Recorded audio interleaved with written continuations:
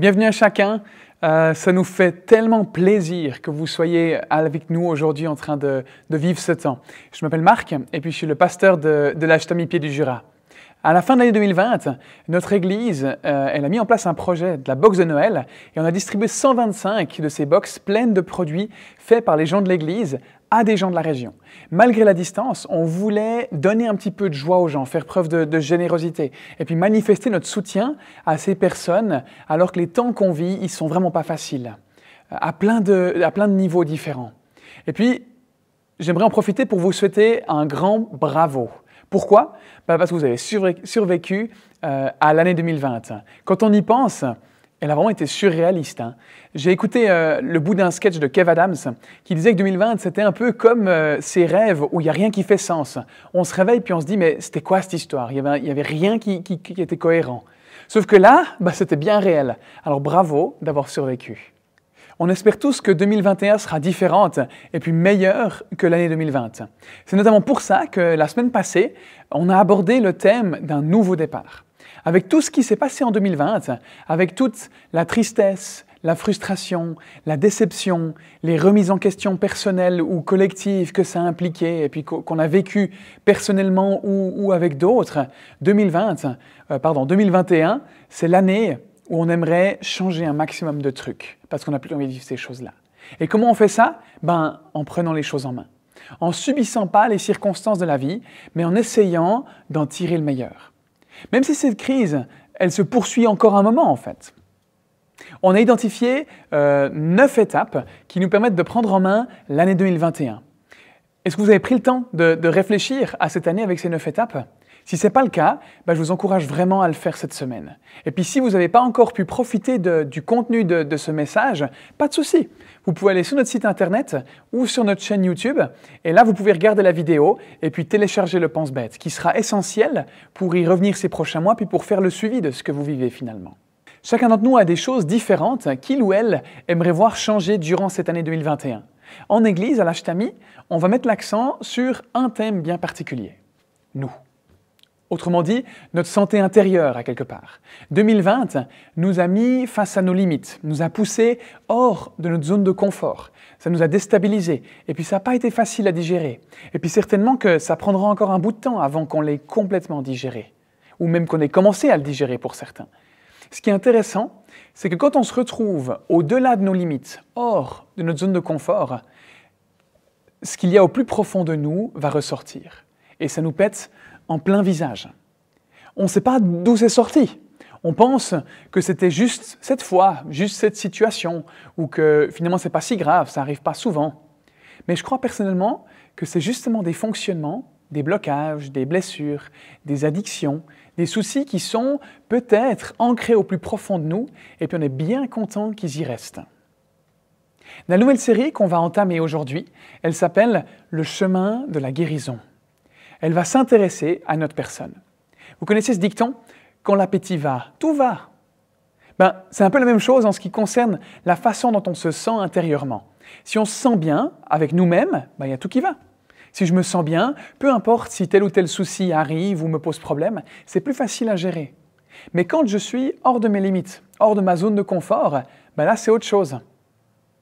Au cours de cette série, on va parler de la façon de gérer et puis de surmonter les blessures de nos vies, les dépendances, les addictions qui nous troublent et puis les blocages qui nous font souffrir. Le verset qu'on a choisi pour cette série, le chemin de la guérison, c'est Ésaïe 57, les versets 18 à 19, où Dieu dit « J'ai vu sa conduite, mais je le guérirai. Je le guiderai et je lui assurerai une pleine consolation, à lui et à ceux qui sont en deuil à cause de lui. Oui, la paix à celui qui est loin et à celui qui est près. » Il s'agit là d'une importante promesse de Dieu. On peut voir que la guérison, en fait, d'après ces versets, elle comporte plusieurs parties que Dieu veut accomplir dans nos vies. Premièrement, si on est blessé, Dieu il dit « j'aimerais te guérir ». Si on est confus et qu'on se sent incapable de changer quoi que ce soit dans notre façon d'être ou de faire, il dit « je veux te guider ». Et troisièmement, si on trouve que personne ne comprend notre problème et puis qu'on est un peu seul, Dieu il dit « j'aimerais te consoler ». Et puis quatrièmement, si on est anxieux et qu'on s'inquiète, Si on a peur, Dieu il nous dit « j'aimerais t'offrir ma paix ». Le fait est que la vie, elle est dure. On vit dans un monde imparfait. Les autres nous blessent, on se blesse nous-mêmes, et puis nous, on blesse aussi les autres. La Bible elle dit que tout le monde a péché. Donc ça veut dire qu'on a tous fait des erreurs, tous fait des choses qui sont pas très bien. Aucun de nous n'est donc parfait. On a tous raté des occasions de faire le bien et on a tous commis des erreurs. On est blessé et puis malheureusement on blesse les autres. Cette série, elle s'adresse à chacun de nous. Tout le monde a besoin de guérison, à moins d'avoir vécu une vie parfaite. Mais si on n'a pas vécu de vie parfaite, si on a été blessé, si on a un blocage ou une dépendance dont on aimerait se débarrasser, on a besoin de guérison. De quoi est-ce qu'on doit guérir? C'est la question qu'on va se poser au début. Ça, c'est la bonne nouvelle. Quel que soit le problème dont on doit guérir, dont on veut guérir, qu'il s'agisse d'un problème émotionnel, financier, relationnel, spirituel, sexuel, c'est égal. Quel que soit le problème dont on veut guérir, les étapes de la guérison, elles vont être toujours les mêmes. Les clés spirituelles de la guérison, elles se trouvent dans la Bible. C'est le manuel d'origine de la guérison. En 1935, 2 hommes ont formulé sur la base de la Bible ce qu'on connaît aujourd'hui comme étant les 12 étapes des alcooliques anonymes. Et elles sont utilisées par des centaines, je pense des milliers même, d'autres groupes de guérison.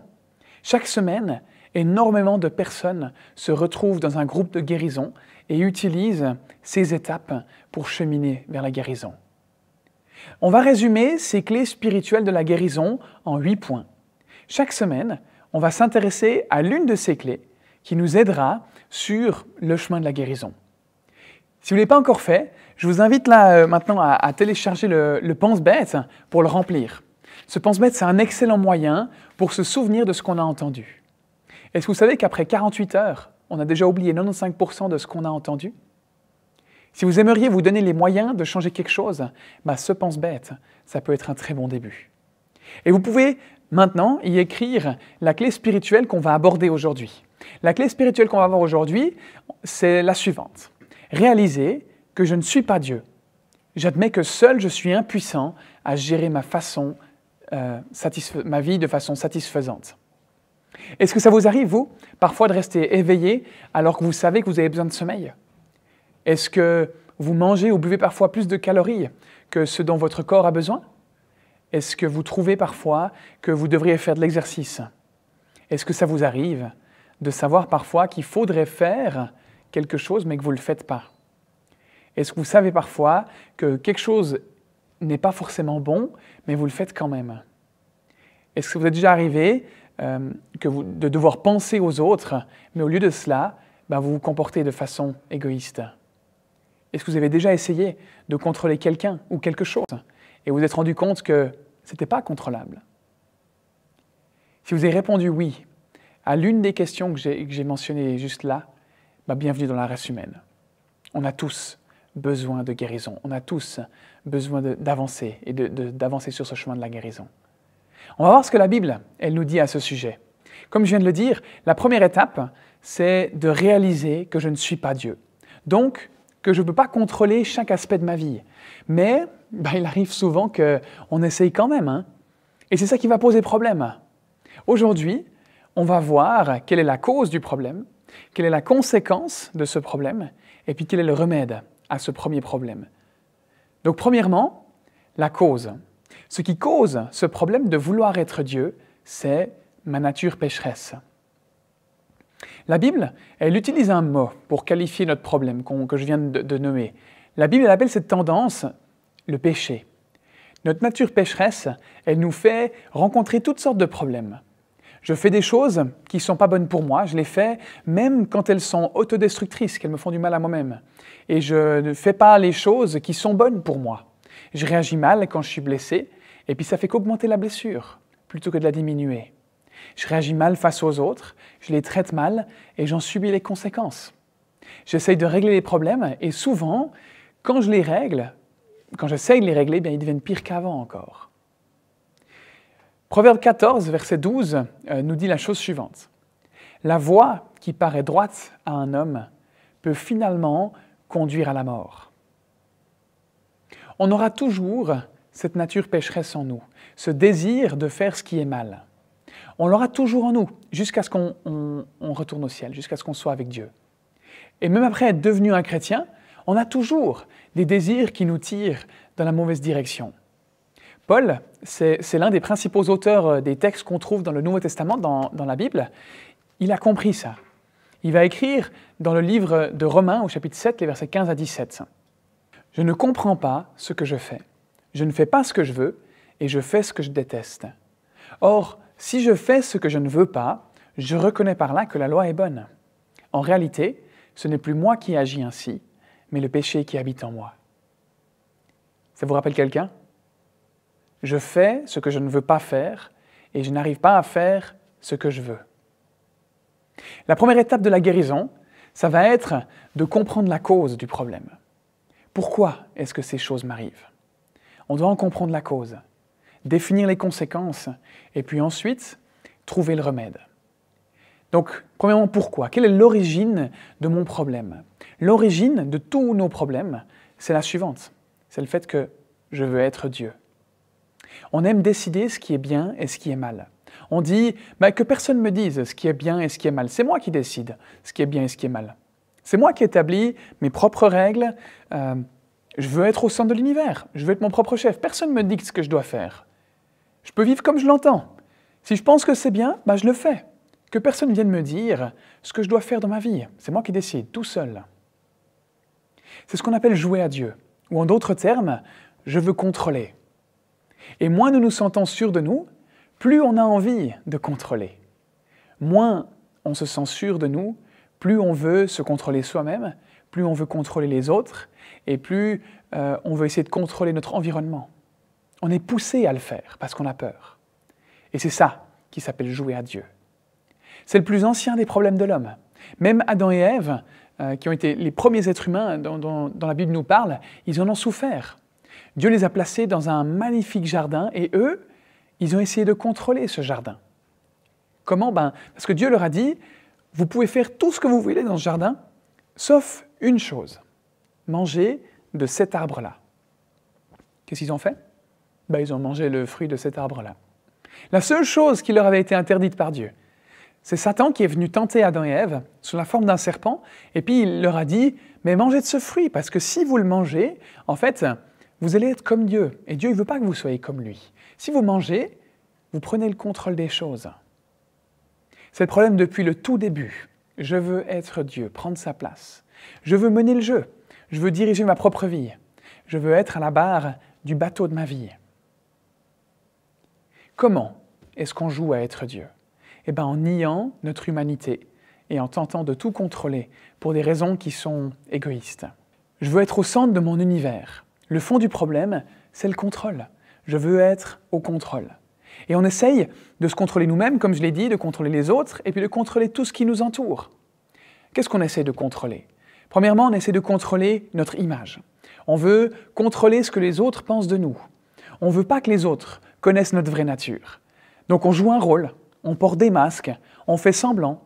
On veut que les autres y voient certains de nos côtés, et puis on en cache d'autres pour pas qu'ils les voient. On nie nos faiblesses, et puis ce qu'on ressent. Non, je ne suis pas en colère, je ne suis pas fâché, je ne m'inquiète pas, je n'ai pas peur. T'inquiète pas, je peux gérer ça. On ne veut pas que les autres voient notre vraie nature. Pourquoi?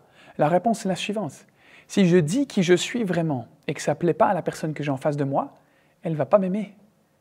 Et puis c'est primordial pour moi de me sentir aimé. On essaye donc de se cacher derrière des apparences et on essaye de contrôler notre image. Deuxièmement, on essaye de contrôler les autres.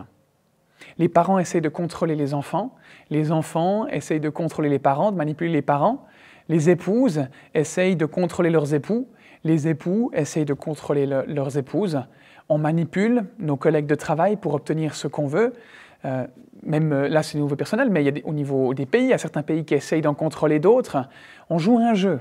On utilise beaucoup d'outils pour se manipuler les uns les autres. On utilise la culpabilité pour contrôler. On utilise la peur, la flatterie. On essaye de contrôler les gens.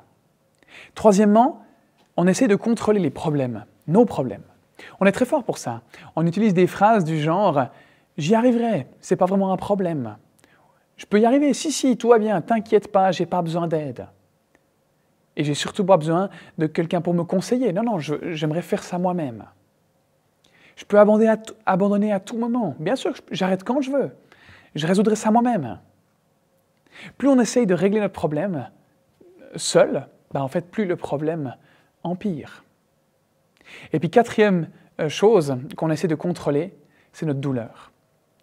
Est-ce que vous avez déjà réfléchi à tout le temps qu'on passe à fuir la douleur? On essaie de l'éviter, de la nier, de lui échapper, de la réduire, de la remettre à plus tard. On essaie de la remettre à plus tard de différentes manières. Par exemple, en mangeant ou en ne mangeant pas, justement. On essaye de remettre notre douleur à plus tard en se saoulant ou en fumant ou en consommant de la drogue ou en ayant de nombreuses relations avec des hommes ou des femmes. Cette nouvelle relation, c'est vraiment ce dont j'ai besoin pour me sentir enfin bien et puis important. Cette personne-là, elle m'aime. Et puis on s'engage dans cette relation. Et très vite, on réalise, en fait, c'est pas la bonne. C'est pas ça qui me rend bien, qui me rend heureux. Et on y met un terme. Puis on commence et on casse une relation après l'autre. Ou alors on adopte une habitude compulsive, addictive, pour essayer de contrôler notre douleur. Ou bien on devient violent et on se fâche avec les autres. Ou bien on devient critique ou enclin à la critique pour cacher notre douleur. On devient cynique. Ou alors on fait une dépression. Il y a de nombreuses façons dont on essaye de contrôler notre douleur et on passe énormément de temps là-dessus. La douleur, elle se manifeste quand on se rend compte, dans nos moments de tranquillité, qu'on n'est pas Dieu et qu'on ne peut pas tout contrôler. Et ça fait peur. C'est la première étape de la guérison. On ne va pas guérir tout seul. On ne peut pas guérir tout seul. Il faut qu'on se l'avoue. Il ne faut surtout pas le nier. Ça fera qu'empirer. Donc on a identifié la cause de notre problème et puis le pourquoi on se prend pour Dieu. On va maintenant voir quelles sont les conséquences du fait de prendre la place de Dieu, de prendre le rôle de Dieu. Voilà 4 problèmes qui arrivent quand on essaye de jouer à Dieu dans nos vies. Premièrement, une des premières conséquences qu'il peut y avoir, c'est la peur. Quand j'essaie de tout contrôler, je prends peur. Adam, il a dit, quand Dieu est venu dans le jardin et puis il a dit « Mais vous faites quoi? Pourquoi vous vous cachez ?» Adam, il a dit « J'ai eu peur parce que j'étais nu et je me suis caché. J'ai peur que quelqu'un découvre qui je suis vraiment, que je suis un hypocrite, que je suis vide, que tout n'est pas en ordre dans ma vie, que j'ai des défauts, que je ne suis pas parfait.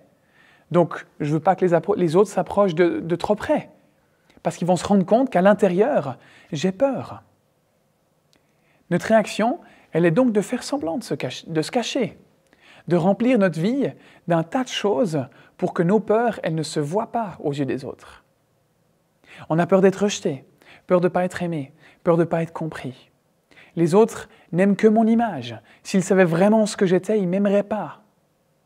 On est donc tous remplis de peur et puis on essaye de jouer à Dieu, de prendre le contrôle des choses. La deuxième conséquence que ça implique, c'est la frustration. C'est frustrant d'essayer d'être le directeur général de l'univers. Comme un jeu où il faut viser des cibles, et puis en fait, dès qu'on en atteint une, il y en a une autre qui sort. C'est frustrant, parce qu'à chaque fois qu'on en touche une, chaque fois qu'on vise juste, il y en a une autre qui ressort. Et c'est jamais fini, c'est infini. C'est la vie. On vient à bout d'une addiction, et puis il y a une autre qui se manifeste. On règle un problème, et il y en a un autre qui surgit. On trouve une solution à un conflit relationnel, et il y en a un autre qui arrive. C'est frustrant, parce qu'on ne peut pas tous les abattre en même temps. On fait semblant d'être Dieu. Je suis puissant, je peux y arriver. Paul, il s'en est rendu compte, et il en parle toujours dans le chapitre de Romains 7, au verset 21 et au verset 23. Je découvre donc ce principe. Moi qui veux faire le bien, je suis seulement capable de faire le mal. Mais je trouve dans mon être une autre loi qui combat contre celle qu'approuve mon intelligence. Elle me rend prisonnier de la loi du péché qui est en moi. David, un roi qui a régné sur Israël longtemps avant l'existence de Paul, il comprenait ça aussi. Et il dit ceci dans le psaume 32, au verset 3. « Tant que je taisais ma faute, je m'épuisais à gémir sans cesse, à longueur de journée, à la longueur du jour. » Si on est frustré, c'est le symptôme d'un problème plus profond, auquel on ne s'est pas encore attaqué, la racine de notre problème. On n'est pas Dieu. On essaye de tout contrôler et puis ça ne marche pas. Troisième conséquence d'essayer de jouer à Dieu, c'est la fatigue. C'est fatigant de jouer à Dieu, d'essayer de tout contrôler, de faire semblant que tout est en ordre. Le déni, ça demande beaucoup d'énergie. Au psaume 32, là, le même psaume que j'ai lu avant, David il dit ceci. « Nuit et jour, ta main pesait sur moi, et j'étais faible comme une plante brûlée par le soleil. Mais je t'ai fait connaître mon péché, je n'ai pas caché ma faute. » La plupart des gens qui essayent de masquer leur douleur et de la fuir en s'occupant l'esprit, ils pensent « je me sens pas bien quand je ralentis le rythme. J'aime pas les idées qui me traversent l'esprit quand je repose ma tête sur mon oreiller et j'aime pas ces sentiments et ces pensées qui m'habitent. Donc je préfère rester occupé. » Ils fuient la douleur en étant constamment en mouvement, en travaillant comme des fous. Ou bien ils se passionnent pour un hobby ou un sport, et puis ça en devient une addiction. Et puis ils sont tout le temps sur le terrain de golf ou dans la salle de sport ou sur un court de tennis ou ailleurs. Ou bien ils s'impliquent à fond dans les activités religieuses. Les activités d'église, elles peuvent servir à masquer la douleur. Ils espèrent être si fatigués qu'au moment de se coucher, ils s'endormiront sur le champ et puis ils n'entendront plus leur douleur, ils n'entendront plus ces pensées et ces choses qu'il y a dans leur tête. Si on est fatigué en permanence, toujours épuisé, posons-nous cette question. Est-ce qu'il y a une douleur que je suis en train de fuir? Quel est le problème que je ne veux pas affronter? Quel problème me pousse à travailler et à travailler encore jusqu'à en être fatigué en permanence? Et quatrième conséquence qu'on va voir, c'est l'échec. Si on essaie de jouer à Dieu, c'est une tâche qu'on va rater à coup sûr. Un autre verset dans les Proverbes nous dit ça. Celui qui cache ses fautes ne réussira pas, mais celui qui les reconnaît et les abandonne est pardonné. On doit être honnête et ouvert en ce qui concerne nos faiblesses, nos fautes et nos échecs. À l'Ashtami, on aimerait que les gens puissent parler de leurs vrais problèmes, de leurs blessures et de leurs blocages et de leurs dépendances sans se sentir jugés. On est une famille et on veut lutter ensemble, s'encourager et s'accompagner dans les défis qu'on rencontre. Personne ne peut prétendre que tout est en ordre dans sa vie. On a tous des points faibles dans un domaine ou l'autre et on a besoin les uns des autres. Ceux qui nous entourent voient souvent des choses que moi, je n'arrive pas à voir, et vice-versa. De cette façon, on peut s'encourager et s'aider mutuellement. Peu importe ce à quoi on fait face, ne disons pas « mon problème n'est pas aussi grave que ça ». C'est ce qu'on appelle le déni. Est-ce qu'on doit être à 2 doigts de mourir pour qu'on finisse par admettre qu'on a un besoin d'aide? Est-ce que cette blessure, cette relation, cette douleur, ce problème, ce souvenir doit devenir si affreux pour que j'en arrive enfin à admettre que j'ai besoin d'aide? C'est malheureusement un comportement qui est complètement humain. C'est la nature humaine de jamais changer jusqu'à ce que notre douleur elle devienne plus grande que notre peur du changement. On ne change pas quand on voit la lumière. On change quand les choses elles s'aggravent et que le mariage dans lequel je suis commence à s'effriter, ou que la relation que j'ai avec mes enfants, elle se brise, ou qu'on m'appelle au milieu de la nuit parce qu'il y a un problème. Épargnons-nous des souffrances, mettons-nous en route sur ce chemin de la guérison. Dieu chuchote lors de nos plaisirs, mais il crie quand on est dans la douleur.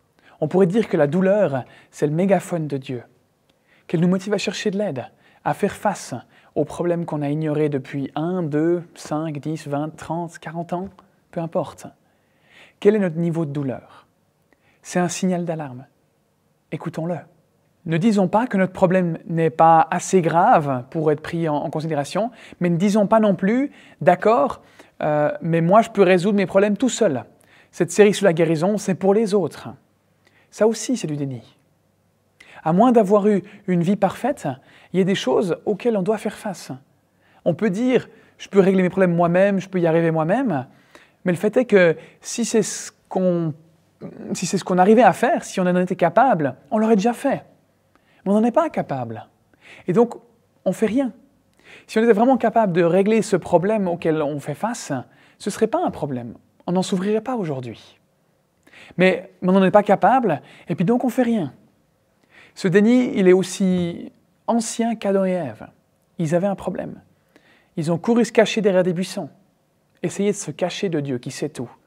c'est pas très futé. On ne peut pas guérir tant qu'on ne crache pas le morceau, tant qu'on ne confronte pas nos défis et qu'on n'admet pas que je suis impuissant. On en arrive à la dernière étape de ce qu'on va aborder aujourd'hui, le remède. Comment faire pour vivre cette première clé spirituelle? Le remède, c'est admettre mon impuissance. La première étape sur le chemin de la guérison, c'est d'admettre que je suis impuissant. La Bible, elle dit qu'en admettant ma faiblesse, c'est justement là où je vais trouver la force. Ce n'est pas une idée très populaire dans notre culture de l'autosuffisance qui dit qu'il faut y arriver à la force du poignet, pas dépendre de qui que ce soit, de faire cavalier seul, de se débrouiller tout seul. Mais il s'agit de la première étape primordiale pour mettre de l'ordre dans nos affaires. Admettre qu'on est incapable d'y arriver tout seul. On a besoin de Dieu et puis on a besoin des autres. Admettre que je ne suis pas Dieu, c'est reconnaître 3 faits importants de la vie. On devient plus mature dans nos vies quand on est capable de reconnaître ces 3 choses. Premièrement, c'est que j'admets que je suis impuissant à changer mon passé. Ça m'a fait mal, je m'en souviens toujours, mais toute la rancœur du monde ne va rien changer à ça. Je suis incapable de changer mon passé, c'est du passé. Deuxièmement, si j'admets que je suis impuissant à contrôler les autres, j'essaye de les manipuler, j'utilise toutes sortes d'astuces, mais ça ne marche pas. Je suis responsable de mes actions, pas des leurs. Je ne peux pas contrôler les autres, je ne peux pas contrôler les actions des autres. Je peux contrôler que les miennes. Et troisièmement, si j'admets que je suis impuissant à gérer mes dépendances, les comportements et actions qui font du mal. De bonnes intentions ne suffisent pas. Combien de fois est-ce qu'on a déjà essayé et puis échoué? Il ne suffit pas d'avoir de la bonne volonté. On a besoin de quelque chose de plus que la volonté. Il nous faut une source de puissance autre que nous-mêmes. Il nous faut Dieu. Parce qu'il nous a conçus pour qu'on ait besoin de lui. Il y a un verset dans le livre de Jacques, dans la Bible, qui dit ceci. « Car Dieu résiste aux orgueilleux, mais il fait grâce aux humbles. » C'est le dernier point qu'on va voir aujourd'hui. La grâce, c'est le pouvoir de changer. La grâce, c'est le pouvoir que Dieu me donne pour effectuer les changements nécessaires dans ma vie. C'est le pouvoir de changer. Et pour qu'on puisse guérir de nos blessures et des blocages dans la vie quotidienne, il nous faut la grâce de Dieu. Comment est-ce qu'on l'obtient? D'une seule façon. De ce que nous dit ce verset dans Jacques, c'est Dieu qui la donne aux humbles. J'aimerais vous inviter à réfléchir à ce qui doit changer dans notre vie. Quelle blessure, quel blocage, quelle dépendance, quelle addiction est-ce qu'on a essayé d'ignorer ou de mettre de côté? Pour bon nombre d'entre nous, cette étape, ce sera l'étape la plus difficile. En fait, il s'agit seulement d'admettre « j'ai un problème, j'ai besoin d'aide, je suis blessé ». Pour la plupart d'entre nous, c'est difficile à admettre parce que c'est humiliant. C'est difficile à admettre parce qu'on ne voit pas forcément de quoi il pourrait s'agir.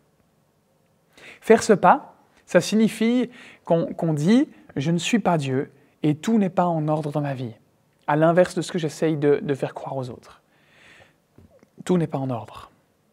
Ça implique d'être honnête et de confronter un problème qu'on a ignoré depuis longtemps ou depuis un certain temps. Durant les prochaines semaines, on va voir comment Dieu aimerait nous aider à nous débarrasser de ces problèmes. Comment il peut nous guérir de nos blessures, de nos blocages, de nos dépendances. Dieu, il a pour habitude de transformer des vies. C'est ce qu'il fait. C'est sa marque de fabrique. Ceux qui choisissent de le laisser agir, ils ont vu, ils voient actuellement et ils verront leur vie transformée. Peut-être que vous avez un témoignage à nous raconter. Moi, j'aimerais vous inviter à me contacter. Ça serait super qu'on puisse l'entendre pour voir ce que Dieu a fait dans votre vie. C'est ce qu'on a abordé aujourd'hui, ça vous a interpellé. Si vous vous êtes reconnu et que vous aimeriez voir du changement dans ce que vous vivez, si vous avez besoin d'être guéri, d'être libéré, j'aimerais vous inviter à prier avec moi. Dieu, il écoute ce qu'on lui dit et il agit. Si vous vous dites que c'est intéressant, mais que vous ne voyez pas où se trouve le problème, mais que vous aimeriez le découvrir, là aussi, je vous invite à prier avec moi. Demander à Dieu de nous ouvrir les yeux sur des blocages, des blessures, des addictions, c'est humble. C'est la bonne attitude à avoir, je crois. Chaque dimanche, on aimerait s'engager auprès de Dieu ou se réengager auprès de lui. Lui dire que c'est lui qui est Dieu, pas nous. On aimerait s'en souvenir. Donc, je vous invite à répéter cette prière avec moi. Seigneur Jésus, tu connais mes blessures, mes blocages et puis mes dépendances. Tu vois les effets que ça a sur moi, sur les autres et sur ce que je vis. J'aimerais m'en débarrasser. Tu dis dans la Bible que tu aimerais me guérir. J'aimerais trouver la paix, le bonheur dans ce que je vis. Je crois que tu peux me guérir et me remplir de cette paix et de ce bonheur. Je choisis de te faire confiance. Je reconnais que j'ai besoin de toi. Viens agir en moi, me guérir et de cette blessure, de ce blocage, de cette dépendance, Seigneur. C'est toi qui es Dieu et je veux le reconnaître. C'est toi qui sais ce qu'il y a de mieux pour moi. Merci parce que tu m'aimes tellement que tu prends le temps de me guérir. Amen. En ayant fait cette prière, vous avez fait un des pas les plus importants en vue de la suite. Le chemin, il est long, mais Dieu, il prend soin de nous. Encore une fois, peut-être pas de la façon dont on l'imagine, mais le choix que vous avez fait de croire que c'est lui qui peut vous guérir intérieurement, c'est un grand pas. C'est un pas qui est super important. J'aimerais m'engager, moi, à prier durant cette année pour que Dieu agisse dans chacune de vos vies. Vous pensez peut-être que c'est bizarre parce que je ne sais pas qui écoute ce que je dis finalement. Mais ce n'est pas grave, parce que Dieu, il sait. Dieu, il sait qui a fait cette prière, qui a fait ce choix. Que ce choix que vous avez fait aujourd'hui, le choix que vous avez fait pour cette année, de prendre les choses en main, de vous laisser toucher par Dieu, de le laisser vous guérir, puisse se voir concrètement dans ce que vous allez vivre. Depuis des milliers d'années, transformer des vies, c'est la spécialité de Dieu. Et il peut le faire pour vous, aujourd'hui encore. Si vous aimeriez qu'on prie ensemble, qu'on discute ensemble, n'hésitez pas à me contacter ou à contacter quelqu'un de l'Église. À l'Ashtami, on aimerait accompagner les gens dans ce qu'ils vivent. On croit que Dieu transforme des vies. On croit qu'il le fait au travers de nous. Et ça, pour sa gloire. Pour aller plus loin, il existe pour cette série de 2 mois qu'on va aborder, là, les 8 clés, 8 semaines, des vidéos et une petite brochure que vous pouvez, si vous le voulez, aborder en petit groupe. Donc si vous aimeriez pouvoir creuser un peu ce sujet, en discuter en petit groupe régulièrement et puis revenir sur ce qu'on a abordé aujourd'hui ou bien en regardant ces vidéos, je vous invite à chercher quelques personnes avec qui faire ce petit groupe et puis ensuite à m'écrire pour que je vous donne les différentes choses. Vraiment, je vous encourage, ça vaut la peine. Que Dieu vous accompagne dans ce début d'année et puis qu'il utilise ces 2 prochains mois pour vous transformer et pour qu'on puisse lui dire merci pour tout ce qu'il a fait en nous.